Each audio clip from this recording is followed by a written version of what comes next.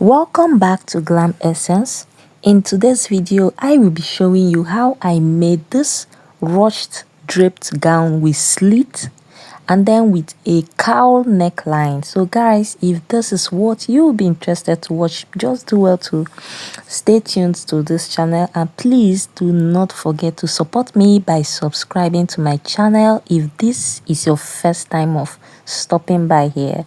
So let's hop on into the video. So guys, before we head on to the tutorial, I want you to look closely and see how the zipper is sitting at the back.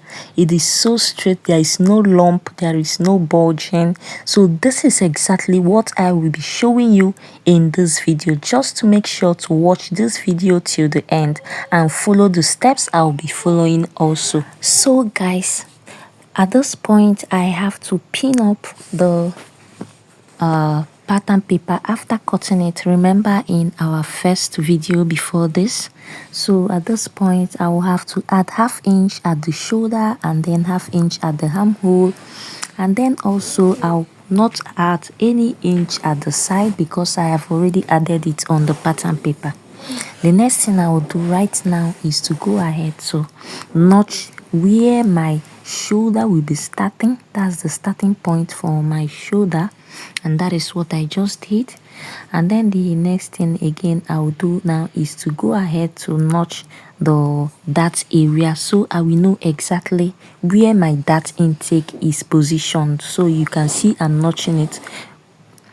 So after doing that, I'll go ahead to disentangle the pattern paper from my fabric and then head over to my sewing machine to stitch it down by joining the shoulder pieces all together.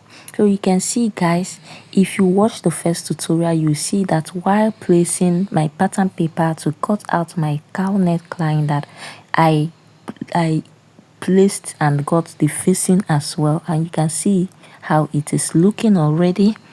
So at this point guys, this is exactly how it's going to look. There is no need using bias to fold the neckline, okay, or using a lining to turn it all up. So guys, you can see how it's looking. This is the front piece, do not forget, okay, and this is the shoulder area. That is what I am holding exactly as you are seeing in the video. So guys, this is just it. So the next thing I will do now guys is to go ahead to use my chalk to trace out where exactly my dart falls in. Remember that this dart starts from the under bust, okay, remember it starts exactly at the under bust, and that is what I am doing. And for this dart is 1 inch altogether.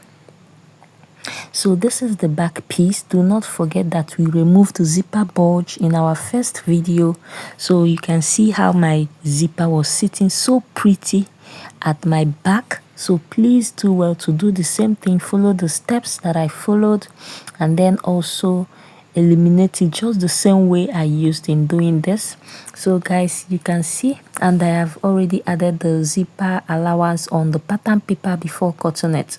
So at this point I will go ahead to place the front piece on the back piece and then hold it by ½ inch on the shoulder area, as you can see on the video.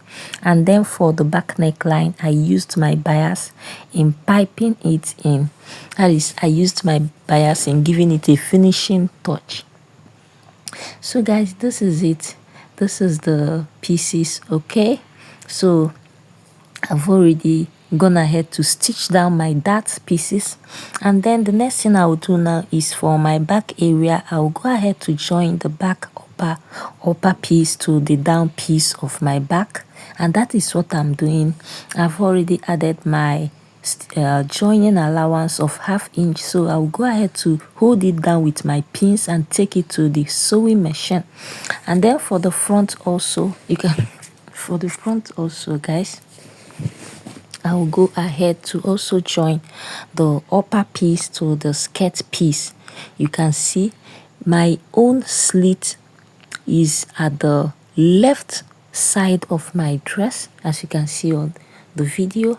Is at the left side part of my body, that's on my left leg. That is where my slit and the ruched effect is falling on. So guys, before we insert our rope, you can see that this is the excess stitching allowance on that ruched side and then on the slit effect. So what we are going to do now is to make sure to take one part of this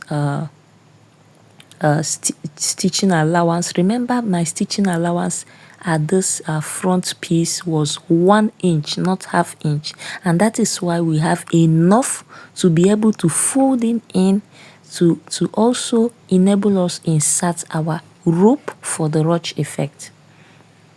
But before I went ahead to change my mind. So for this piece, I'm going to be using this piece you are seeing. This is 2 inches piece.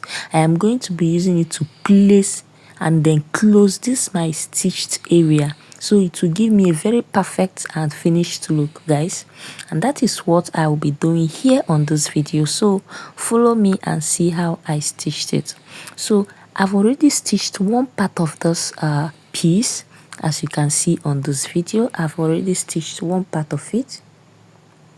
So I'll be using the other end to close it up, which means that the stitch is only going to be seen on this second end, as you can see on the video, guys.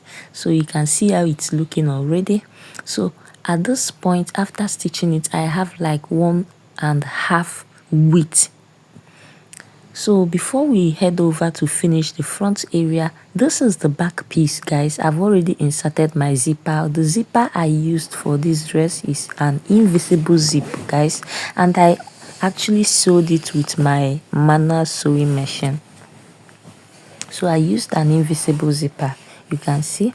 And then for this front piece, guys, you can see I've not folded in my hemline. I've not joined the upper piece to the skirt piece, but for the rope I have already gone ahead to insert it. I used rope length of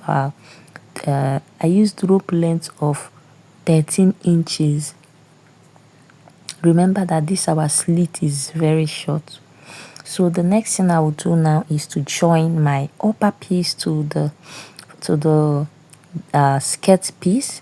And before I do that, I will go ahead to notch the center area of my upper piece, and then the skirt area of the center area of my skirt piece as well. After notching it, I will make sure to join them together and pin them, hold them firmly with my pin. So guys, that is exactly what I did. If you look closely at the back piece, you will see that I used bias in folding it in, meaning that I did not repeat this process for the front piece, and that is why it is very important you follow the steps that I followed gently on how I was able to achieve the facing for the front piece. So right now, watch closely and see how I am going to join the shoulder area. So you can see, guys, just look closely and follow exactly the same steps that I'm going to follow in this video, and then look at the second shoulder, which I have already stitched down, to see how it is going to look after the finished process. Okay, you can see this second shoulder, you can see how it looks, and that is exactly how I achieved it. Okay, so guys, see how my dress is coming out already. This is the ending part of this, the joining of this dress.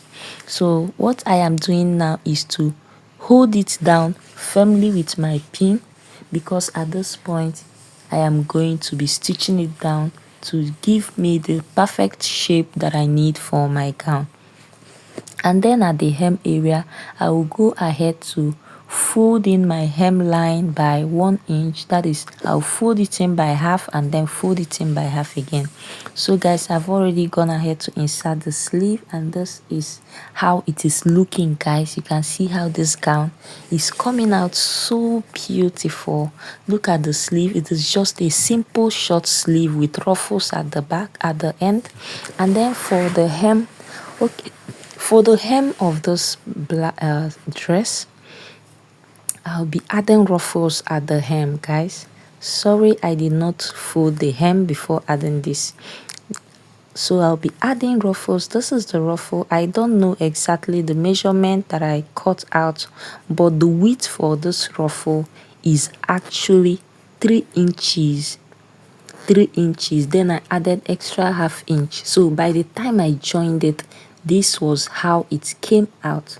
And this is exactly how this gown came out, looking so nice, looking so pink. Thank you so much for watching. Please do well to support me on this channel. I promise to drop more interesting tutorial videos for you here on my channel. Thank you so much to all my returning subscribers and viewers. Thank you so much for stopping by. And this is the end of this video. At this point, I just have to use my bias to finish up the ruffles at the end. So that is how I was able to achieve the final and the finishing look for this dress. So at this point, I have already come to the end of this tutorial, so this place is just going to be running very fast because I think this point in this video is really very easy and you can actually do this on your own, guys. So thank you so much for watching this video till the end. Thank you so much, guys. I'm so grateful. You can see how it's looking, guys. Look at the bias. So I'll make sure to also use this bias to close up this stitched area like this. Please make sure you watch this video closely because as I am saying or explaining this, you may not really understand if you are not looking at what I am doing. So you need to follow my steps properly and then watch closely, because as you watch what I am doing, it will be so easy for you to understand by the time you follow this video process consecutively. Okay, so guys, this is the end of this video. You can see that the dress has a very beautiful look at the end of the video. So thank you so much.